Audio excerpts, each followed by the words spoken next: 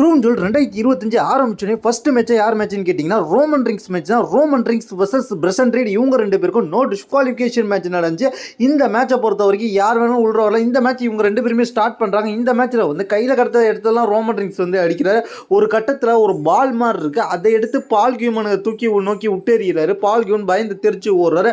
அதுக்கப்புறம் இந்த match continue ஆகுது. ஒரு கட்டத்தில் இந்த மேட்சோட ஃபினிஷிங் எப்படி இருந்துச்சுன்னு கேட்டிங்கன்னா ரோமன் ரிங்ஸ் பிரசன் ரீடை வின் பண்ணிடுவாங்க தான் நினச்சோம். ஆனால் பிரசன் ரீட்க்கு சப்போர்ட் பேரன் பேக்கர் வரார். பேரன் பேக்கருக்கு ஒரு சூப்பர் மேன் பஞ்ச் வச்சுட்டு ரோமன் ரிங்ஸ் வந்து அட்டாக் பண்ணலாம், பிரசன் ரீட் அட்டாக் பண்ணலான்னு பார்க்கல. பிரசன் ரீட் என்ன பண்ணுவார்னு கேட்டிங்கன்னா ரோமன் ரிங்ஸை தூக்கி டேபிள் அடிச்சு உடச்சிடலான்னு பார்ப்பாரு. அந்த இடத்துல என்ன நடக்கும்னு கேட்டிங்கன்னா ரோமன் ரிங்ஸுக்கு சப்போர்ட்டாக வந்த ஜே யூசோ ஜிம்மி யூசோ, இதில் ஜே யூசோ என்ன பண்ணுவார்னு கேட்டிங்கன்னா அந்த இடத்துல Roman rings Prasan ரீட்லேருந்து இறங்கியிருப்பாரு, escape try பண்ணி இறங்கியிருப்பாரு.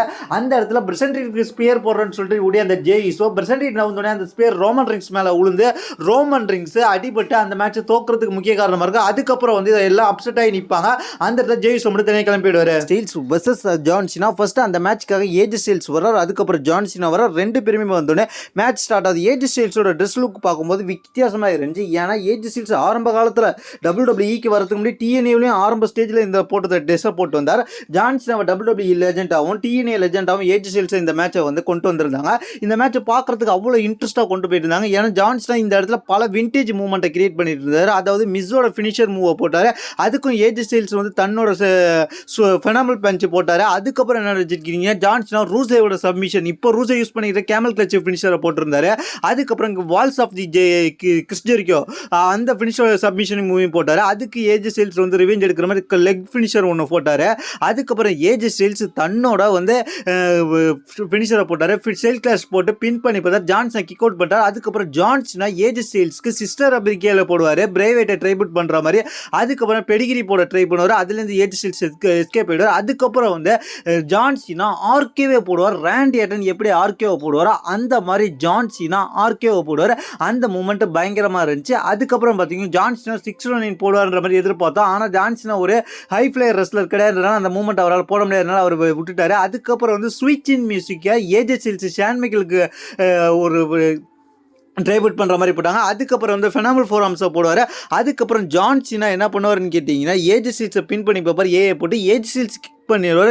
அதுக்கப்புறம் ஜான்சனா அண்டர்டேக்கர் கெயினுக்கு வந்து ட்ரைபுட் பண்ணுற மாதிரி ஒரு பெயில் ட்ரைவை போட்டு அதுக்கப்புறம் ஏஏ போட்டு அந்த மேட்சை அப்படியே வந்து கம்ப்ளீட்டாக ஃபினிஷ் பண்ணி ஜான்சனா வின் பண்ணிடுவார். வின் பண்ணதுக்கப்புறம் ஏஜ் ஸ்டைல்ஸை தூக்கி செலிப்ரேஷன் பண்ணுவார். இந்த மூமெண்ட்டை வேற லெவலில் இருந்துச்சு. ஸ்டோரி லைன் இல்லைனாலும் இவங்க மேட்ச் வந்து தரமாக செஞ்சு விட்டுட்டாங்க.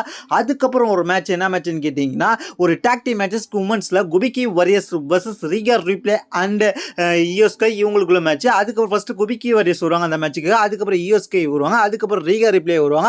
இந்த மேட்சை பொறுத்த வரைக்கும் உண்மையிலே ஒரு நல்ல மேட்சாக கொடுத்தாங்கன்னு கேட்டிங்கன்னா கண்டிப்பாக நல்ல மேட்ச் தான் கொடுத்தாங்க. இந்த மேட்ச்சில் கெய்ரேஷியன் பர்ஃபார்மன்ஸ் நல்லா இருந்துச்சு. இந்த மேட்ச்சில் வந்து ஸ்டோரி லைன் படி இயோஸ்கையை வந்து ஃபேமிலின்னு சொல்லி இவங்க வந்து ஜாப்பனீஸ் ரெஸ்லர்ன்றதுனால ஃபேமிலின்னு சொல்லி ப்ரொமோட் பண்ணிக்கிட்டு இருந்தாங்க. அதுக்கப்புறம் இந்த மேட்ச்சில் ஆஸ்கா வந்து டாமினேட் பண்ணாங்க. அதுக்கப்புறம் ரீகா ரிப்ளே பயங்கரமாக டாமினேட் பண்ணாங்க.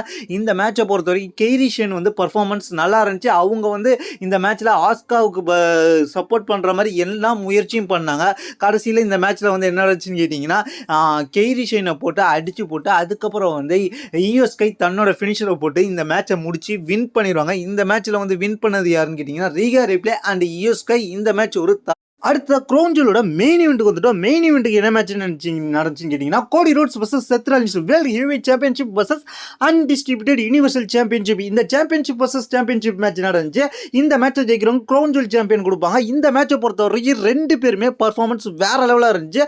இதோட செத் ராலின்ஸோட ஆட்டிடியூட்லாம் சும்மா தரமாக செஞ்சார். கமெண்ட் செக்ஷனில் போய் கமெண்ட்ரி பயமுறுத்துறாரு. அதுக்கப்புறம் வந்து வெள்ளையை வச்சு ஸ்டாம்ப் போடுறது, அதுக்கப்புறம் வந்து கோடி கட்டர் போட வர்றது, அதிலேருந்து எஸ்கேப் ஆகி கோடிக்கு ரிவர்சல் மூவ் போட்டு விடுறது, அதுக்கப்புறம் கோடி ரோட்ஸை கிண்டல் பண்ணுறது, கோடி ரோட்ஸோட ஓல்டு கேரக்டரான அதாவது ஸ்டார் டஸ்ட் அப்படியே செஞ்சு காமிச்சு கிண்டல் பண்ணுறது, இந்த மூமெண்ட்லாம் பயங்கரமாக இருந்துச்சு. அதுக்கப்புறம் கோடி கட்டர் கிக் விடுவார், கோடி கட்டர் கிக் விடுவார். அந்த கிக்கையும் வந்து வாங்கிக்கிட்டு அதுக்கப்புறம் வந்து கோடிக்கு வந்து பெடிகிரி மூவெலாம் போடுவார். பயங்கரமாக இருந்துச்சு. பெடிகிரி மூவை போட்டு பின் பண்ணுவார். அப்பயுமே வந்து கோடி கிக் அவுட் பண்ணுவார். இந்த மூமெண்ட்டு பயங்கரமாக இருந்துச்சு. ஒரு கட்டத்தில் வந்து செத் ராலின்ஸ் கடுப்பாய் பெடிகிரி போட்டு அதுக்கப்புறம் வந்து தன்னோட ஸ்டாம்பை போட்டு அதுக்கப்புறம் கோடியை கிக் அவுட் பண்ண பண்ண முயற்சி பண்ணுவார். கோடி ஃபினிஷ் பண்ண முடிச்சு பண்ணுவார். கோடி கிக் அவுட் பண்ணிடுறார். அதுக்கப்புறம் கோடி கொடுத்த வாட்சை வந்து கமெண்ட்ரி செக்ஷனில் கொடுத்து வச்சிருப்பாரு செத் ரோலின்ஸ். கோடி இப்போ ரெசல்மேனியா ஜெயிச்சதுக்காக சாம்பியன்ஷிப் ஜெயிச்சது கூட ஹெல்ப் பண்ணதுக்காக ஒரு ரோலக்ஸ் வாட்ச் கொடுத்துருப்பாரு. அந்த வாட்சை கொண்டு வந்து கமெண்ட்ரி செக்ஷனில் கொடுத்துருப்பாரு. அந்த வாட்சை எடுத்துட்டு ஒருவர் மீண்டும் கமெண்ட்ரி செக்ஷன்லேருந்து அதாவது அந்த ரிங் அனௌன்சர்லேருந்து எடுத்துருவார். அதுக்கப்புறம் ஒரு ஹெட்பட் மூவ் போடுவார். யாரில் வந்து பயங்கரமாக இருந்துச்சு. அதுக்கப்புறம் என்ன நடந்துச்சுன்னு கேட்டிங்கன்னா இந்த மேட்ச் உண்மையிலே மெயின் ஈவெண்ட் தரமாக செஞ்சுருந்தாங்க. தரமாக செஞ்ச மெயின் ஈவெண்ட்டில் அதுக்கப்புறம் வந்து கார்மெலா ஹைஸ் ஃபினிஷர் போடுவார்ல, அந்த மாதிரி ஃபினிஷர் செத் ரோலின்ஸ் டாப் ரோப்லேருந்து போட்டார். டாப் ரோப்லேருந்து கிராஸ் ரோட்ஸ் போடுவாங்க. அதெல்லாம் ரெண்டு பேரும் மாறி மாறி கிக் அவுட் பண்ணுவாங்க. அதுக்கப்புறம் என்ன நடந்துச்சுன்னு கேட்டிங்கன்னா ஒரு கட்டத்தில் இந்த இடத்துல யார் ஜெயிக்க போகிறான்றதே நமக்கு பரபரப்பாக இருந்துச்சு. ஏன்னு கேட்டிங்கன்னா கோடி ரோட்ஸ் ரெஃப்ரி அங்கே அடிபட்டு கிடக்குற கோடி ரோட்ஸ் வந்து ஃபினிஷர் போட்டு முடிக்கலன்னு நினைக்கிற நேரத்தில் கோடி கொடுத்த ரோலக்ஸ் வச்சு அந்த வாட்சை வச்சு கோடி அட்டாக் பண்ணுவார்.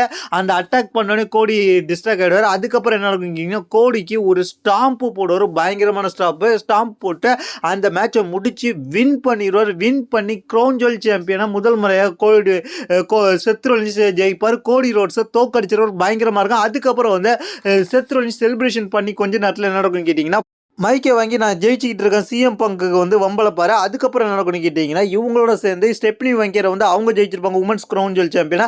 அவங்களும் வந்து செலிப்ரேஷன் பண்ணுவாங்க. இதான் நடந்துச்சு.